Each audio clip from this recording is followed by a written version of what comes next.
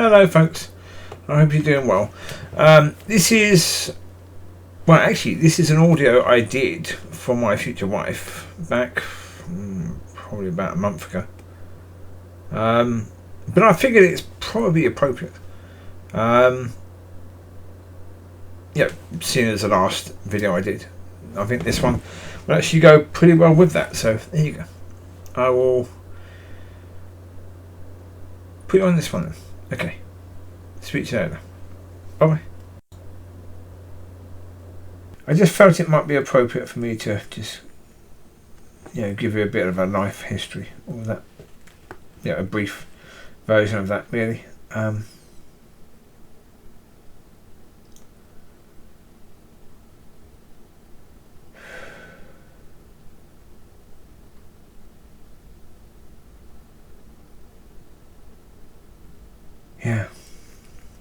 So born in July 28th, 1969.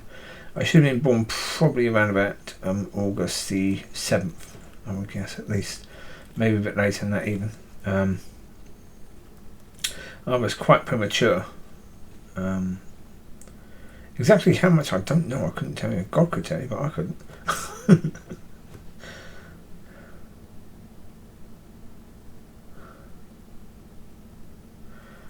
Father, how many weeks premature was I? I think about 4 weeks premature. Well, no idea. I think about 4 because actually, in those days, it was rare for a child born that premature to survive. It wasn't that common, certainly. My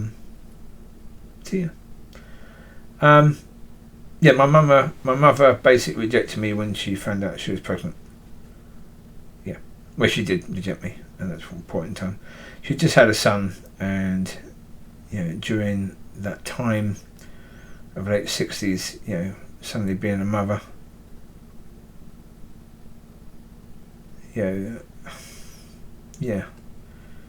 tied to the sink and having 2 little kids, really tough. So, okay, it's what it is. So I was put into care about 4 years old, and obviously in care I went through what kids go through, abused in every way you can be. Fostered by auntie and uncle, who basically, down to my auntie I think, and she was just doing it as a way of trying to be, how would you put it, the most important person in the family, basically. For her sisters and obviously my biological father, who was her brother. Saying she's looking after his kid, sort of thing, which she wasn't looking after me at all. No.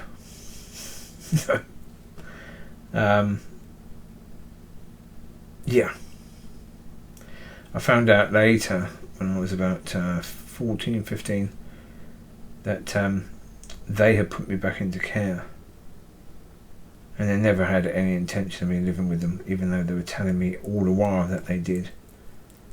And they were telling me I was put back into care by social services because none of the schools in the area would accept me, which was a lie.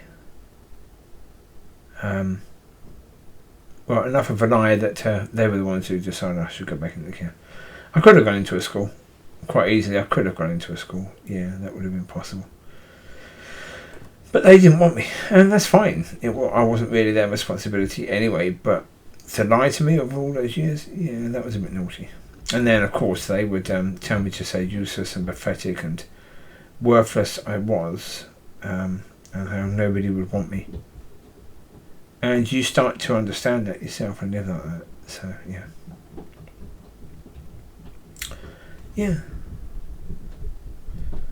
So that's a brief. I could go into a lot more detail of all of that. Well, there's a lot more I could say, but it's just a very brief.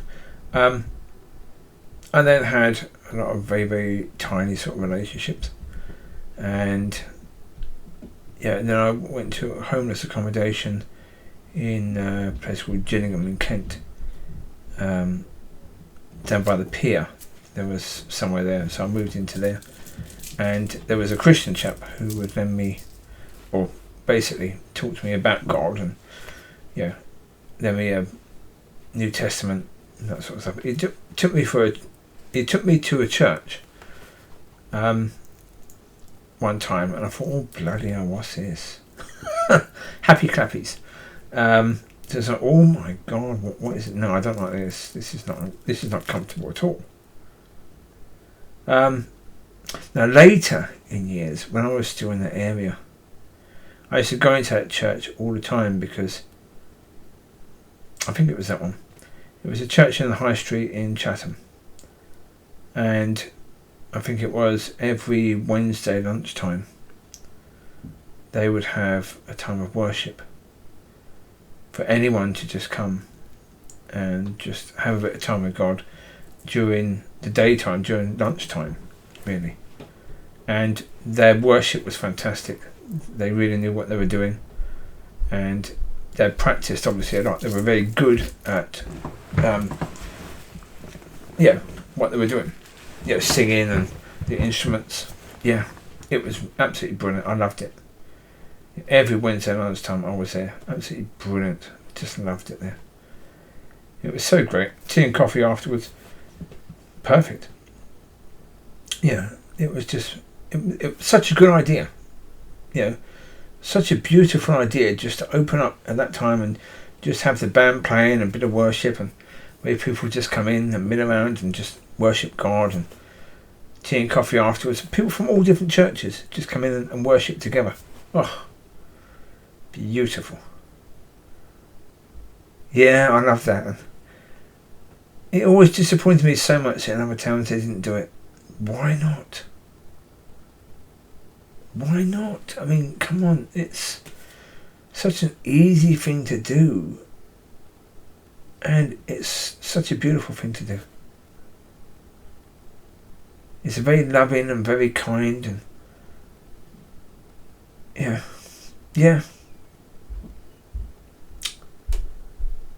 I like that a lot. I really did. I met a woman actually before I became a Christian. This was when I was in my early 20s. I met her in a nightclub, because I used to go to nightclubs. I loved dancing. Absolutely loved it.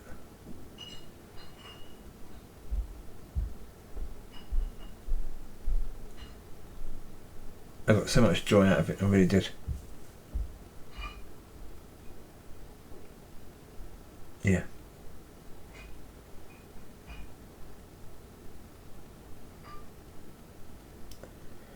Yeah, when I used to go to nightclubs, I would take 2 shirts, and I'd have one behind the DJ in a carrier bag. I'd ask them if I could just store that there, and about halfway through the night, or just over halfway, I'd go and change shirts, because the shirt I started off wearing was absolutely soaking wet.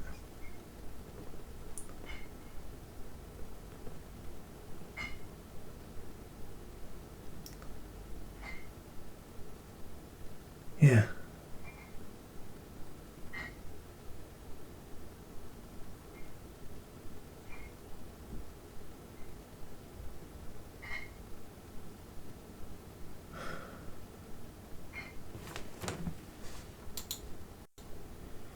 So anyway, in that nightclub, I met a woman called Wendy, and we then started dating, and we had a son called James, and but that relationship was toxic, to say the least.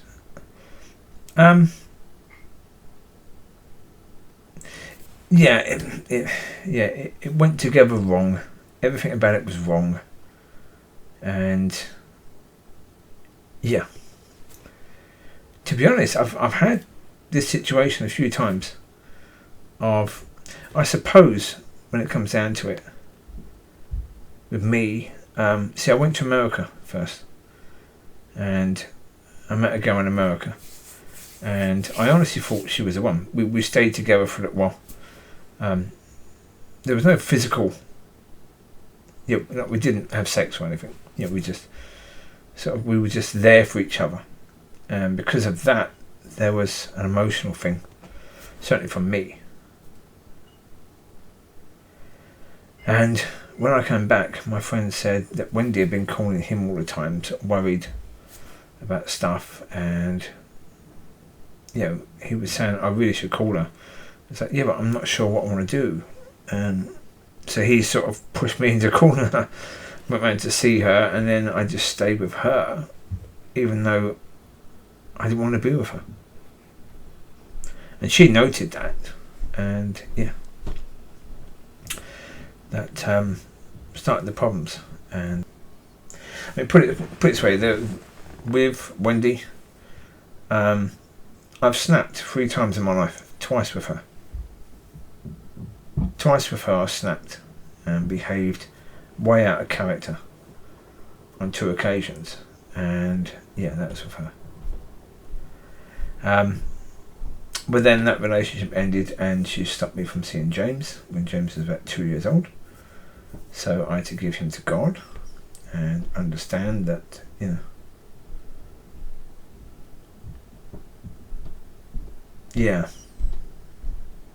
that was an incredibly tough situation, to say the least.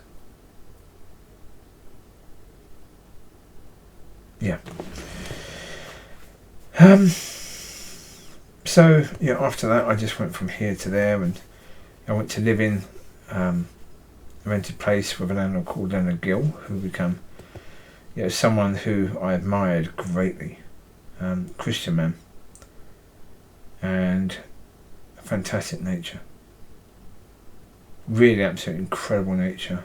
Would have made a fantastic pastor. He just had that nature about him.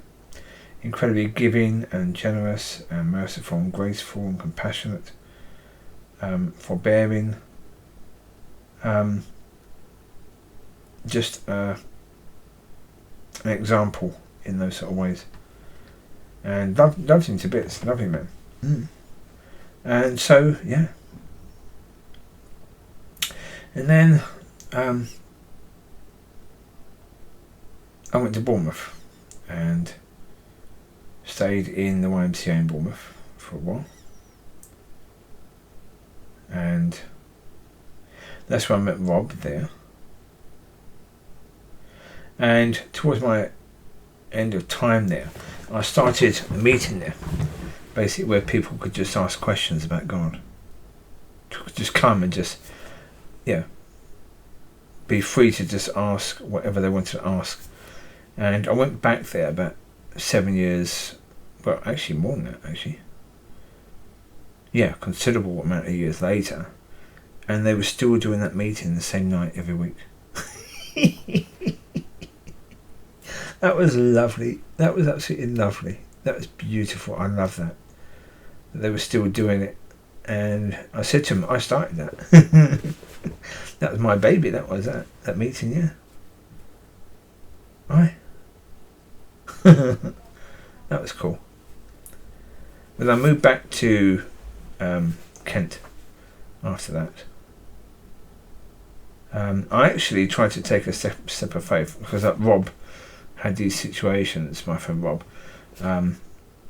where he would just be in a situation where he had no money and believed that God wanted him to go somewhere, and he just waited until that happened, or didn't happen, until either the money came so he could go, or it didn't happen so he couldn't. So I thought, okay, I'm going to believe, I take my passport and I believe that God's going to send me back to America, because I've been there before, and maybe I can get involved with helping some people or some churches over there. That's what I want to do. And so I went to Heathrow and just waited, and nothing came at all. So I just went and stayed with a friend back in Medway Towns again, and then found a place to rent in the area again, and then met Anna. And after a bit, started sort of dating Anna, and that went very quickly. And the thing with that was we didn't have much of a dating time or much of a time of anything really, because I sort of introduced her to God, and the way I introduced her to God is that we used to walk to work together, and I made a deal with her that if she asked me a question every time about God, I would answer that, and that'd be it. Otherwise, I'd be talking about God all day. So she had a choice to just have one question, one answer, or I'd talk about God all day. And so she took the option of one question, one answer. And so we did that a few times. And then it started to become more of a conversation. Certainly outside of work, it's more of a conversation. And that's when we started getting a bit closer and started dating, and the problem with the dating was that there were red flags that I didn't take notice of. Some really, really big red flags. She was a manic depressive, but she didn't allow me to see that until we were actually married.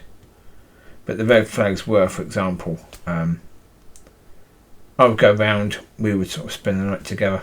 Well, not whole night, but we'd spend some of the night together. I'd need to go back to mine, kiss her goodbye. Sometimes kissing her goodbye ended up with a bit too heavy in the way of petting, and I was like, well, okay, we need to stop doing that, because otherwise we're going to have sex before marriage, and don't want to do that. Want to do it properly. And she said okay, but then when I got home and then got a phone call from her, she was really stressed. Oh, you don't love me? You don't like me anymore? You don't want to kiss me anymore? So what should you do? You don't love me? And she was all tearful, and I was like, oh, fucks. Really? So I relented, and then of course we ended up having sex before marriage, and then we got married fairly quickly. And as soon as we got married, the depression just came out. She wasn't able to hide it anymore. Because as soon as someone can see it, and see it on a regular basis, boom, it's out. She can't put it back in the box. That's the way she explained it. And my God, that was awful. And that marriage ended up disastrously. Really bad. Really bad. Really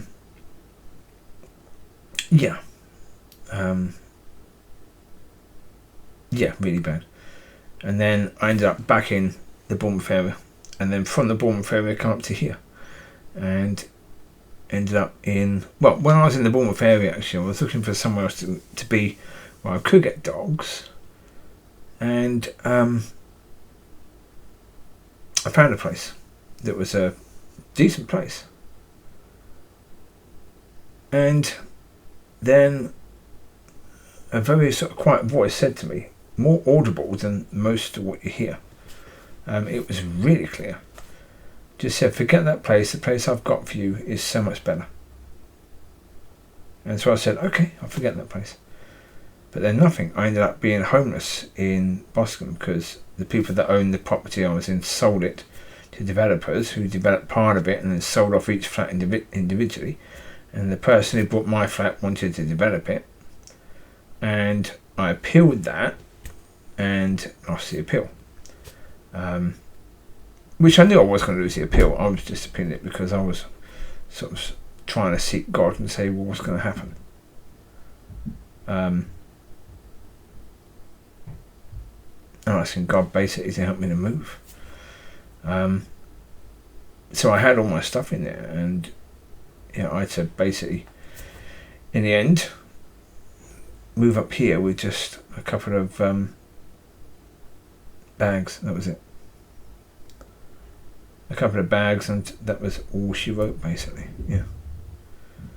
Just so to start life again. Then moved into homeless accommodation up here in Inverness, and once there, God told me that I've been fighting depression since childhood, and depression really came in, and that was horrible. And then I found a place that I could have rented in Nairn, which would have been really nice. 2-bedroom house in Nairn, front garden, back garden, with adult dogs, happy to have DSS, we accept deposit. But then the Inverness Council wouldn't pay deposit. They said, no, we won't help you with deposit. We can't do that. We're not actually allowed to help anyone with a deposit. So I lost that place. But then when the homeless accommodation wanted to turn all of their rooms back into private, the council forced me to move into this place in Elgin, and they paid the deposit for this place.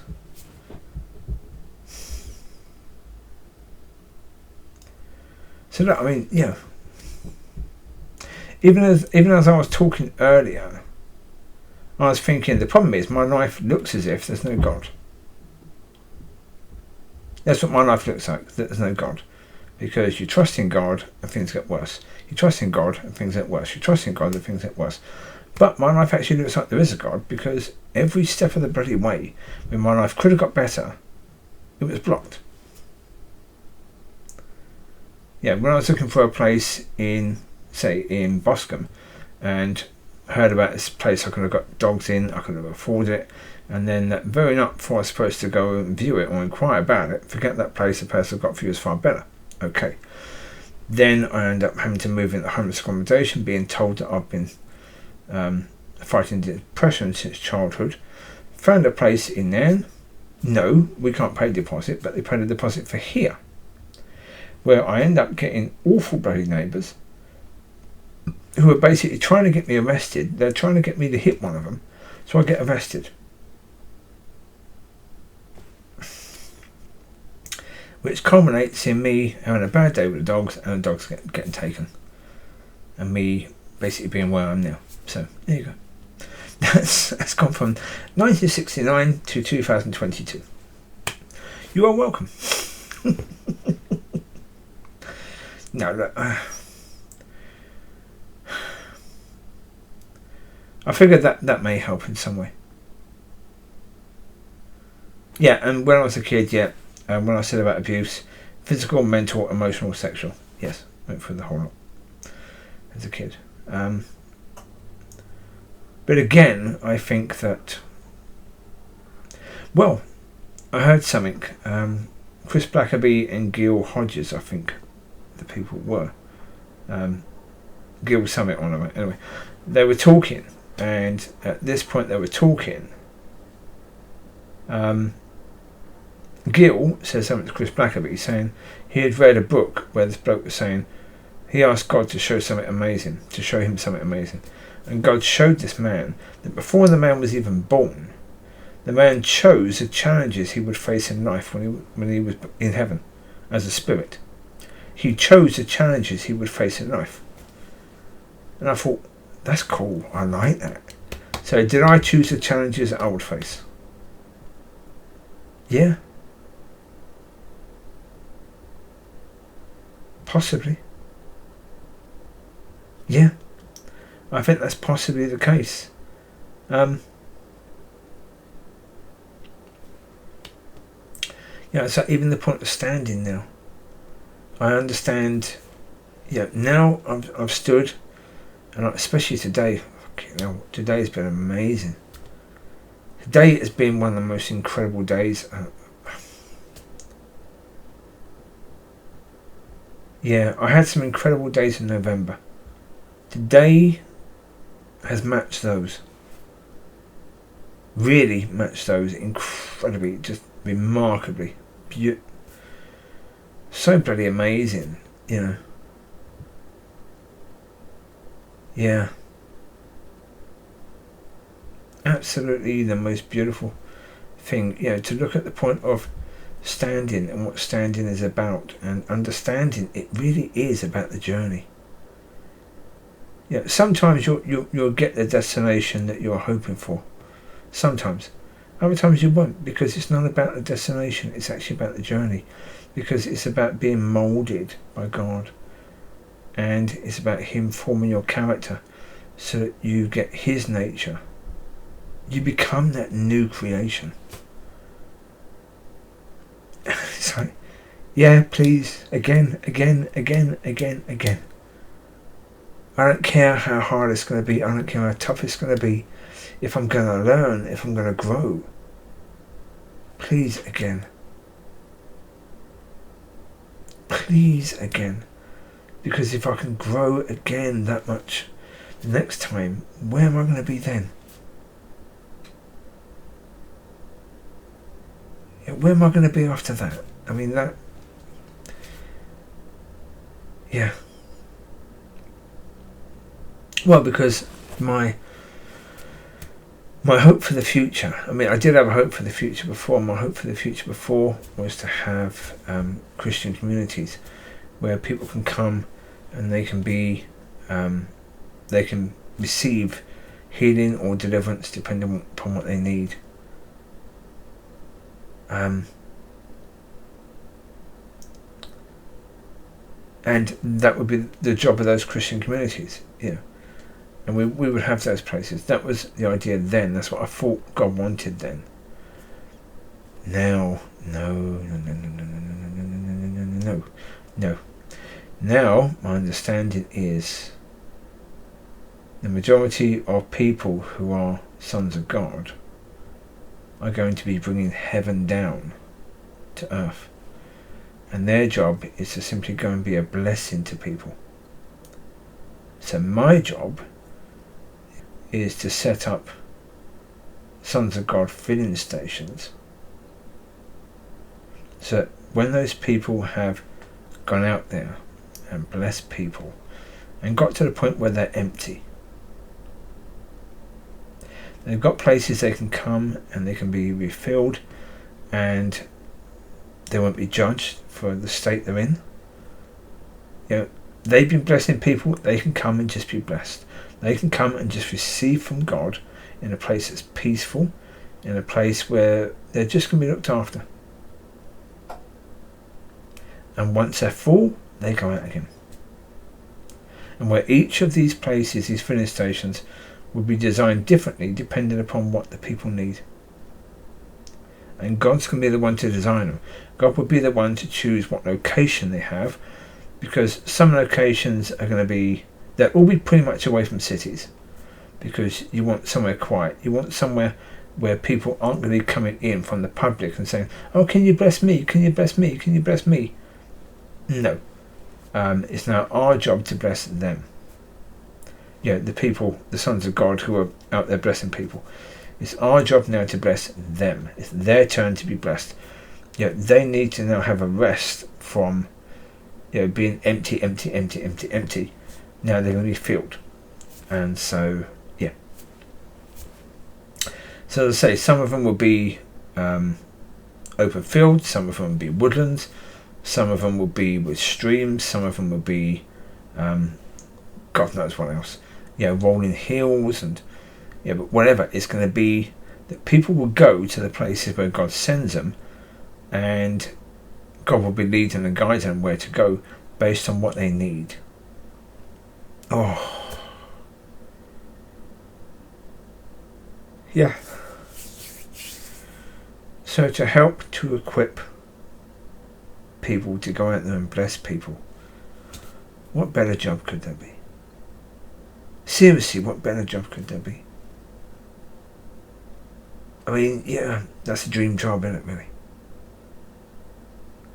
So that, at the moment, is where my hopes are for the future.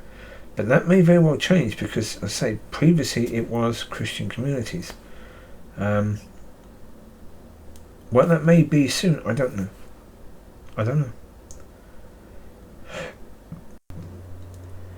So, July 28th, 1969, I was born a human. June 26th, 2022, I become a son of God.